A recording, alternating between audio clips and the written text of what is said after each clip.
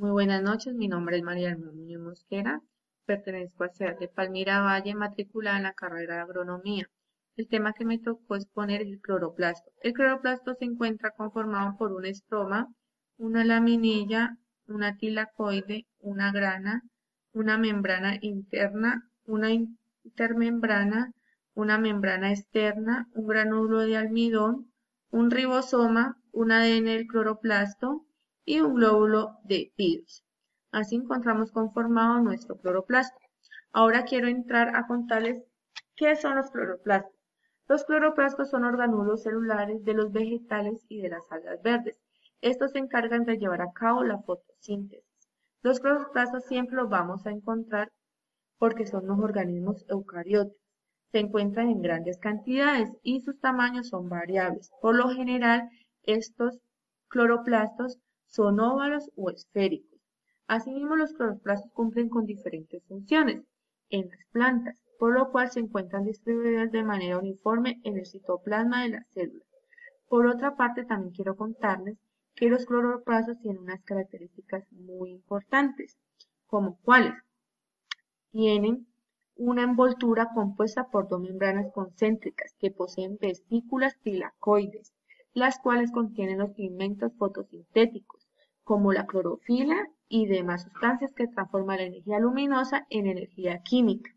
Por ello, la importancia de los cloroplastos radica en la transformación de la energía lumínica, que es la energía química para los vegetales, para las plantas verdes, es decir, la fotosíntesis. Ahora también quiero entrar a contarles un poquito sobre la estructura de los cloroplastos. Ellas presentan la estructura de los cloroplastos que son las membranas. ¿Qué son las membranas? El cloroplasto posee dos membranas, una interna y una externa. Vamos a hablar un poquito de la membrana externa. La membrana externa se delimita al cloroplasto, es permeable por lo que posee proteínas transportadoras y lo separa del citoplasma. A diferencia de la membrana interna, se replega hacia el interior del cloroplasto y contiene los tilacoides, cuya apariencia se asemeja a un saco aplanado. La membrana tilacoidal se encuentra en el estroma y es donde los tilacoides se agrupan en forma de grama. Ahora quiero entrarles a contar un poquito sobre el estroma. ¿Qué es el estroma? Es la parte acuosa que se encuentra en la membrana interna. Esta contiene moléculas de ADN circular, los ribosomas, los lípidos, los granulos de almidón, entre otras sustancias. En el estroma se lleva a cabo el proceso genético del cloroplasto y las reacciones de la fotosíntesis. Ahora quiero contarles un poquito sobre qué es la tilacoides. ¿Qué es la tilacoides? Son unos sacúlos aplanados delimitados por la membrana tilacoidal y esta se puede encontrar de manera aislada, sub, supur, sub, perdón, superpuestos e interconectados. La tilacoide se organiza de manera apilada y cada uno de estos apilamientos se denomina como grana. Ahora hablemos un poquito sobre la función que cumplen los cloroplastos. La función principal que cumplen los cloroplastos es poder llevar a cabo la fotosíntesis, proceso en el cual se realiza la fase luminosa que ocurre en la membrana tilacoidal y la fase oscura que se realiza en el estroma. Asimismo, podemos contarles que los cloroplastos realizan la biosíntesis de los ácidos grasos a través de los glúcidos y también reducen los nitratos para sintetizar los aminoácidos. Así termino de contarles la función que tiene el cloroplasto en las células. Con esto finalizo el tema que me correspondió del cloroplasto y espero haber sido muy explícita. Muchas gracias. Buenas noches, tutor y compañeros. Mi nombre es Juan Fernando Sánchez Domínguez y estoy en el programa de agronomía. En esta ocasión me tocó hablar sobre las mitocondrias. ¿Qué son las mitocondrias? Las mitocondrias son organulos celulares eucariotas. Estos son los encargados de suministrar la mayor cantidad de energía necesaria para la actividad celular a través del proceso denominado respiración celular. Estos actúan como centrales energéticas de la célula y sintetizan ATP, que en la gráfica sería el ATP, estos dos que se ven aquí señalados. La síntesis de ATP se le denomina fosforilación oxidativa y el flujo de protones tiene un lugar entre el espacio intermembránico y la matriz mitocondrial, que en la gráfica la matriz vendría siendo esta que se ve aquí, que es de color azul. La matriz es el espacio dentro de la membrana interna. La palabra matriz proviene del hecho de que este espacio es viscoso. En comparación con el citoplasma es relativamente acuoso. La matriz mitocondrial contiene el ADN de la mitocondria y los ribosomas. En la gráfica el ADN son estos que se ven aquí, como unos circulitos, y los ribosomas son estos punticos de color verde. El ADN mitocondrial es el pequeño cromosoma circular que se encuentra en la mitocondria. Las mitocondrias y por tanto el ADN mitocondrial solo se heredan de la madre. El ribosoma mitocondrial o mitorribosoma es un complejo proteico que es activo en las mitocondrias y funciona como una riboproteína para traducir los ARNM mitocondriales codificados en el ADNMT. Los mitorribosomas consisten en dos subunidades, que son grandes MTLSU y pequeñas MTSSU. En la gráfica podemos observar dónde se encuentra el espacio intermembrana, que está aquí ubicado. Entre las dos membranas mitocondriales existe un espacio rico en protones, fruto de los complejos enzimáticos de la respiración celular, así como las moléculas encargadas del transporte de ácidos grasos al interior de la mitocondria. La cresta la podemos encontrar aquí en el gráfico, que es de color amarillo, estos que se ven aquí. Las crestas mitocondriales son los repliegues internos de la membrana interna de una mitocondria, que definen en cierta manera comportamientos dentro de la matriz mitocondrial. Estas mismas contienen incrustadas numerosas proteínas, incluida el ATP sintasa y diversas variedades de citocromosomas. Los granulos los podemos encontrar aquí en la gráfica, que son estos de color amarillo con rojo. Los granulos los podemos encontrar uniformemente por toda la mitocondria. Estos tienen la capacidad de intercambiar rápidamente sus componentes y de fusionarse o separarse entre sí. Contienen la información genética necesaria para fabricar las proteínas que participan en la producción de la energía de la célula. La membrana interna la podemos encontrar aquí en la gráfica, que es toda esta. La membrana mitocondrial interna contiene aproximadamente un 75% de proteína y un 20% de cardiolipinas en peso seco, y es mucho más rica en proteínas que la membrana externa. La membrana externa la podemos encontrar en el gráfico, que es toda esta ya. La membrana externa de la mitocondria contiene porinas, que son proteínas que forman poros no específicos que permiten la entrada por libre difusión de moléculas mayores a 5Kd. Y estas son algunas de las funciones no mencionadas anteriormente. La función más importante de las mitocondrias es la producción de ATP, que es el combustible de la mayoría de los procesos celulares. Realizar el metabolismo de los ácidos grasos por un proceso denominado deoxidación. La función de la matriz mitocondrial tiene diversas rutas metabólicas claves para la vida, como el ciclo de Krebs y la beta-oxidación de los ácidos grasos. La función de la cresta mitocondrial es que ocurren diversas reacciones químicas importantes para la célula, como la respiración celular, el transporte de electrones, la fosforilación oxidativa y el transporte de proteínas. La función del ADN mitocondrial codifica 13 proteínas involucradas en la producción de la energía celular y procesos de fosforilación oxidativa. La principal función de la membrana interna es la fosforilación oxidativa. Para finalizar este video de 5 minutos donde les expliqué sobre la mitocondria. Muchas gracias. Buenos días, mi nombre es Carlos Darío Martínez Cardona, pertenezco al SEAD Palmira, estudio profesional en agronomía, estoy en el grupo 124. Bueno, hoy vengo a hacer una breve explicación sobre la membrana plasmática, ¿sí? Aquí tenemos su estructura, tenemos todas sus partes, tenemos el glucolípido, la glucoproteína y la superficie externa de la membrana.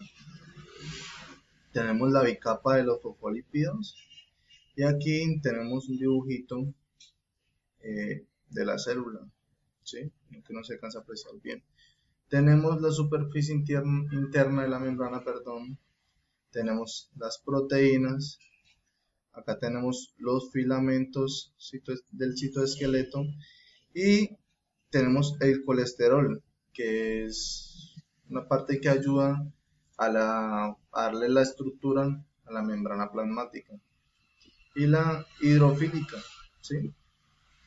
Bueno, ya enseñándoles acá, pues en sí la estructura de la membrana plasmática, vamos a darle respuesta a las preguntas orientadoras que tenemos en la guía. La primera nos dicen qué tipo de transporte se presenta en la membrana celular. Bueno, en la membrana celular o plasmática se realiza el transporte de nutrientes y también se hace la eliminación de sustancias tóxicas, ¿sí?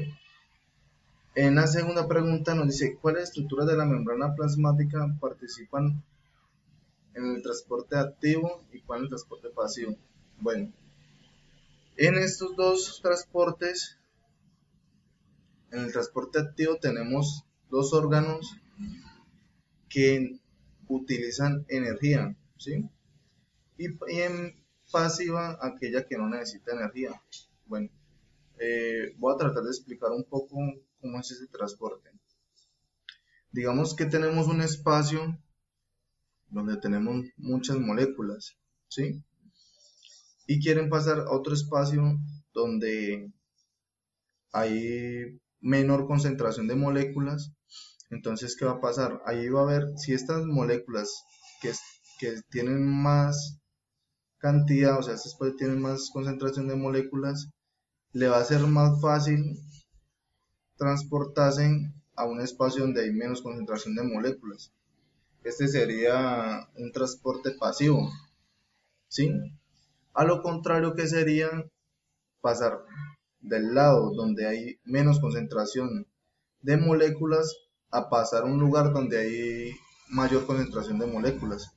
¿Qué pasa en esto? Entonces, para que la molécula que está donde hay menor espacio pase donde hay mayor concentración de moléculas, se le va a hacer más difícil. Entonces, ¿qué va a necesitar? Una molécula de ATP, ¿sí? Que es energía, o sea, va a necesitar energía, mayor concentración de energía para pasar este espacio donde va a tener, donde hay más número de moléculas. Bueno, espero hayan quedado un poquito claro. Esto es una explicación sobre la membrana plasmática. Muchas gracias. Bueno, vamos a responder la tercera pregunta, que nos dice: explique cómo se da el ingreso de agua y glucosa a la célula. Bueno, el agua atraviesa la membrana celular mediante proteínas transmembrana, que son llamadas apoporinas, y es por esa proteína que el agua ingresa y sale de la célula. Muchas gracias.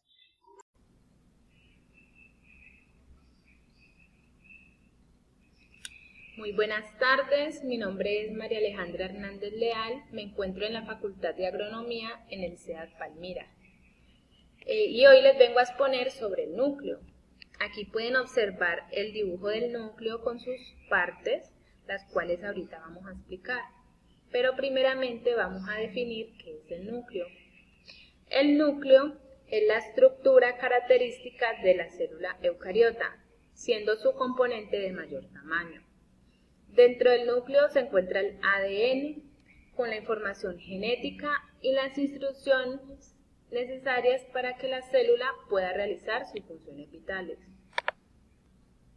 Las partes que lo componen son las siguientes. Empezamos con el poro nuclear, que se encuentra situado en este lugar y sirve como canal utilizado para el transporte de ácidos nucleicos, proteínas dentro y fuera del núcleo celular. En esta parte se encuentra el nucleolo, que es una estructura esférica sin membrana que aparece en el núcleo en interfase. Tiene la función de sintetizar ribosomas. En esta zona podemos observar el nucleoplasma, que es el medio interno acuoso del núcleo, en el que se encuentran inmersos los componentes nucleares. Por aquí está la cromatina, y en el núcleo en interfase el material genético está formado por ella. La cromatina consiste en largos filamentos de ADN asociados a unas proteínas llamadas histonas. Estos de aquí son los ribosomas, que son las máquinas moleculares responsables de la síntesis de las proteínas. La envoltura nuclear está formada por dos membranas separadas, por un espacio intermembrana.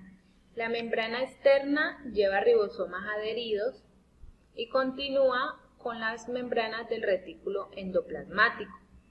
Estas membranas están interrumpidas por poros nucleares que permiten el intercambio de sustancias entre el núcleo y el citoplasma.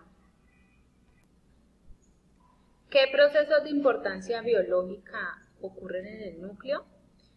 Pues ellos producen ribosomas indispensables para crear el ARN ribosómico, ARNR.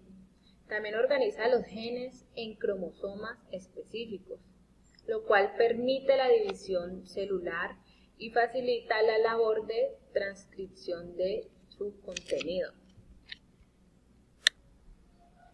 ¿Cómo se da el flujo de moléculas entre el interior del núcleo y el citoplasma? Desde el núcleo se transfieren pequeños trozos de información genética que migran hacia el citoplasma. Esta información en forma de un código es la que forma y transporta el RNA mensajero mRNA. La transcripción es el proceso mediante el cual la información genética es copiada desde el DNA al mRNA cuando el mRNA deja el núcleo. Se dirige en el citoplasma hacia el lugar donde están las fábricas de proteínas, que son los ribosomas. ¿Qué son los cromosomas y cómo se forman? Se denomina acromosoma a cada una de las estructuras altamente organizadas, formadas por ADN y proteínas que contiene la mayor parte de la información genética de un ser vivo. Están formados por ADN enrollado, muchas veces fuertemente alrededor de proteínas llamadas histonas, las que sostienen su estructura. Les agradezco mucho por su atención prestada.